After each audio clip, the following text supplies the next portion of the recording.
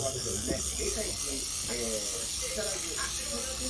どちらがいかにか聞きますよ、3期目ですね、木更津総合、千葉代表対山梨学院、山梨代表、初回に木更津今大会、一番いいコースなんじゃないかという、ナンバー4のですね、この山梨学院として、このピアで、フルメイド組のちょっとね、記念日とか、そういう感じで。